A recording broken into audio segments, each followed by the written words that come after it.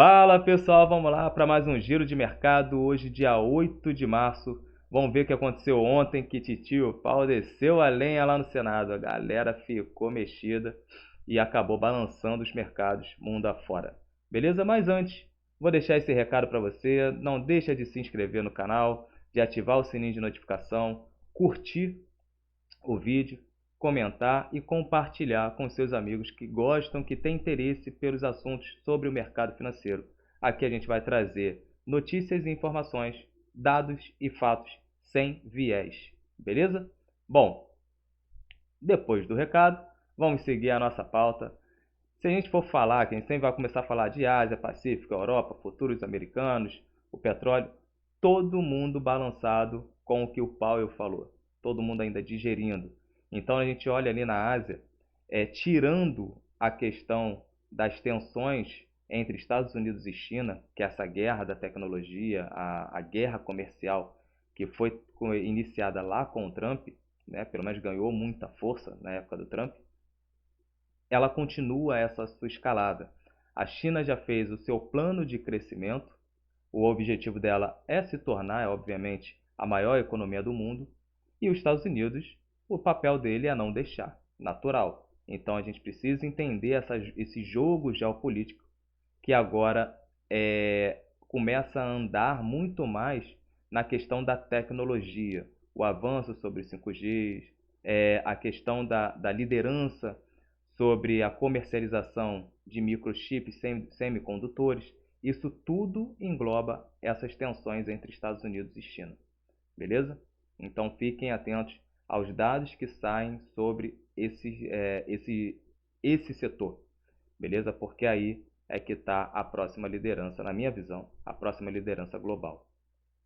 Bom, tirando isso, a fala do Powell ontem mexeu com todo mundo, trazendo as bolsas para baixo, como a Ásia Pacífico estava fechada, acabou refletindo na sessão de hoje, né, nessa última sessão que se encerrou hoje, pela manhã. O que acontece ali? O Powell falou que possivelmente terá que subir muito mais a taxa de juros, mais do que efetivamente o mercado estava esperando. Então o mercado estava esperando ali aqueles 25 base points. Nós tivemos falas de alguns Fed Boys em algumas semanas atrás, falando na subida de 50 base points.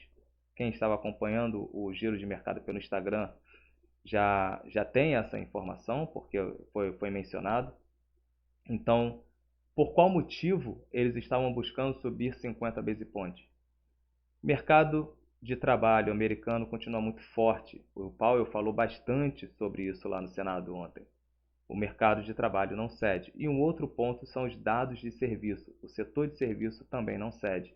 Então, quando a gente escuta o Powell falando que a preocupação dele está no olho do núcleo da inflação, no núcleo do CPI, ele está olhando justamente toda a parte da demanda de bens e serviços.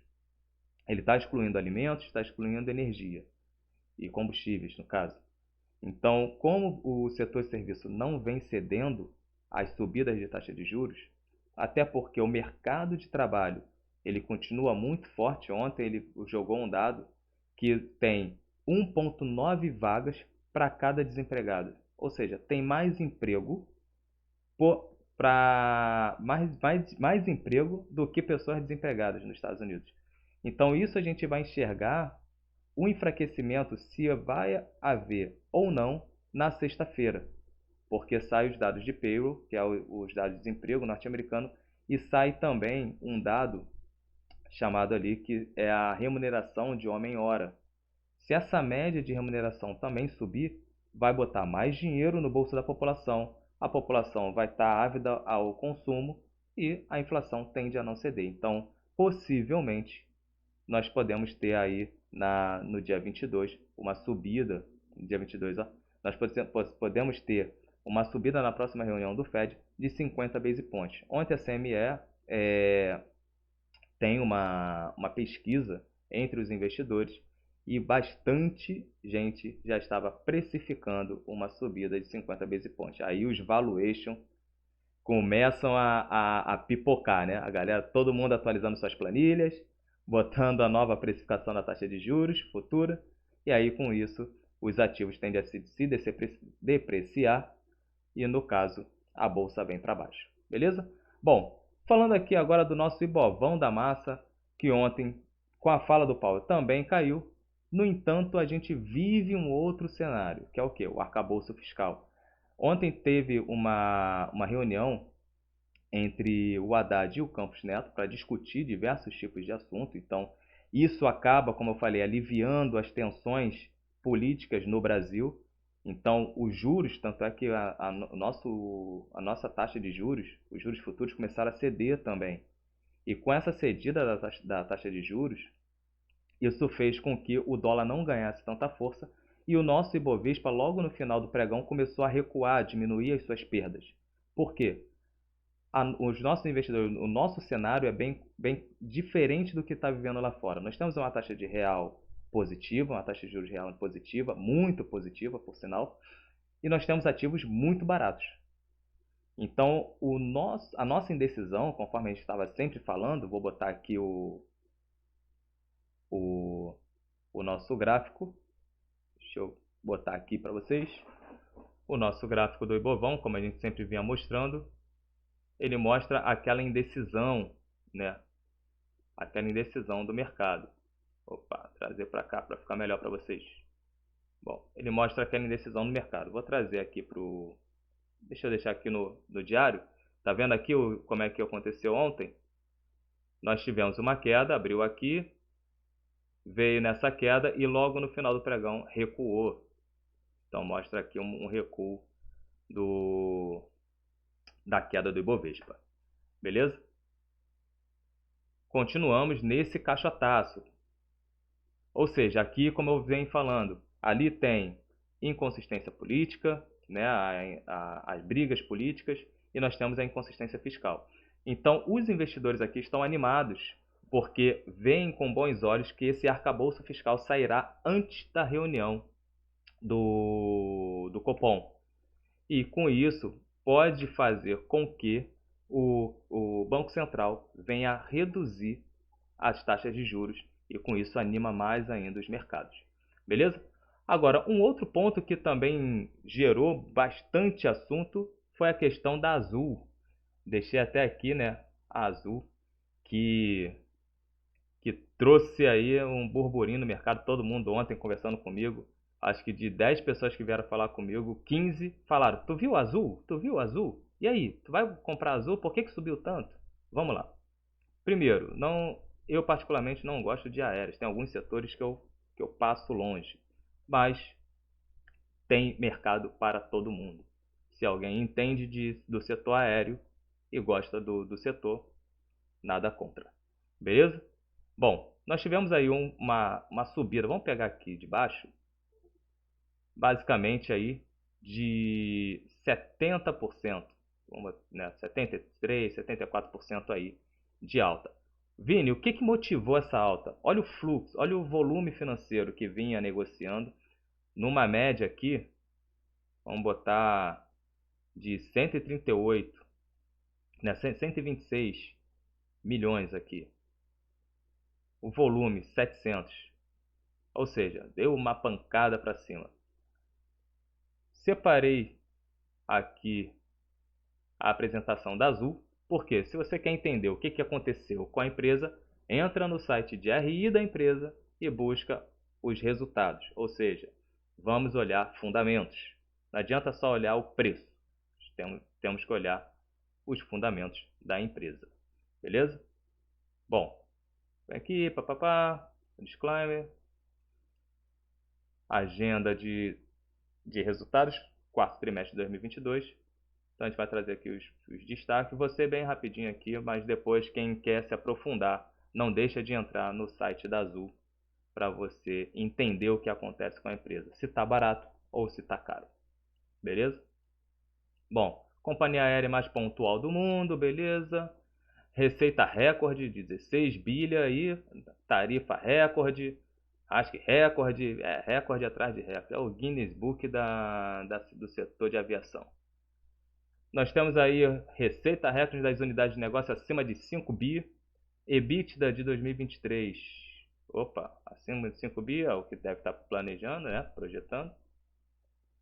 Pá, mostra toda a malha inigualável, 158 destinos, 3 vezes mais que a concorrência. Ou seja, o papel do RI é fazer a ação ficar atrativa, até porque a diretoria a administração ela tem a sua remuneração baseada no desempenho também no mercado financeiro. Ninguém é bobo. E o papel de vocês que estão pela ponta compradora é investigar. Malha inigualável, tá aí.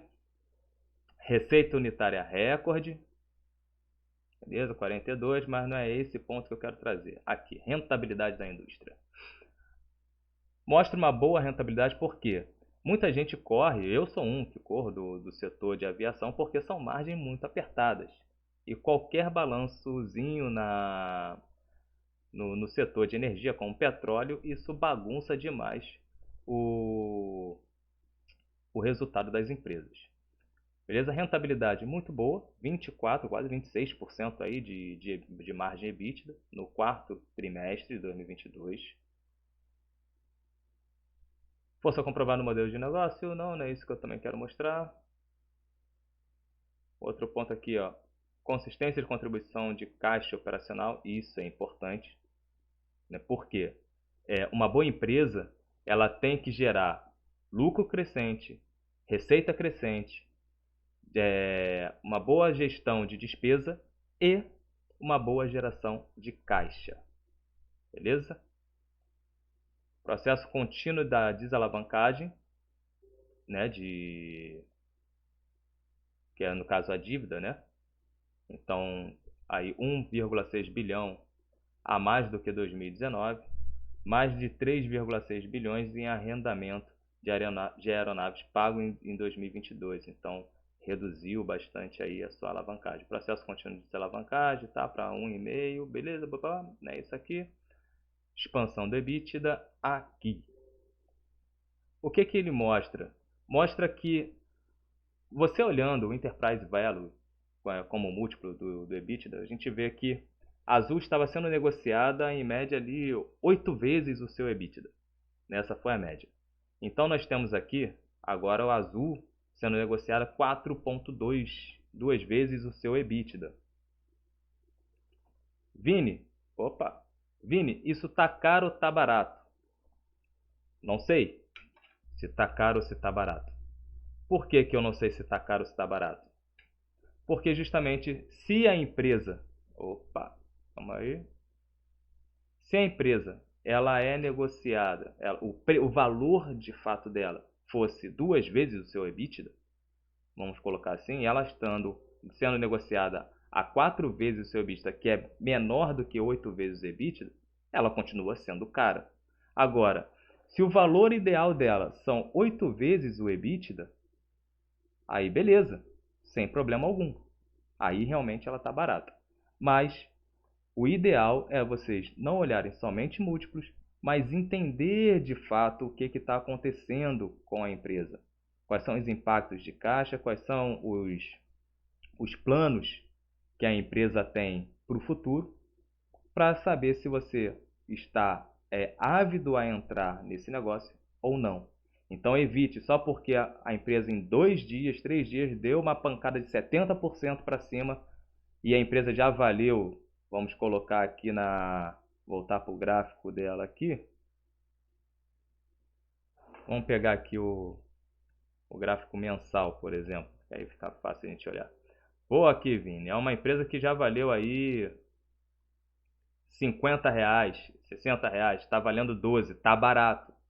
Não sei. Não sei.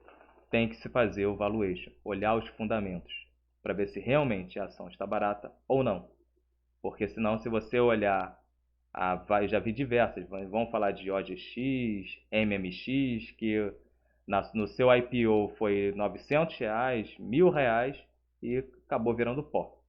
Né? Então, bom olhar efetivamente os fundamentos. Não estou falando que o negócio é ruim e nem que o negócio é bom. Só estou falando para você que está me escutando que não vá atrás simplesmente do preço.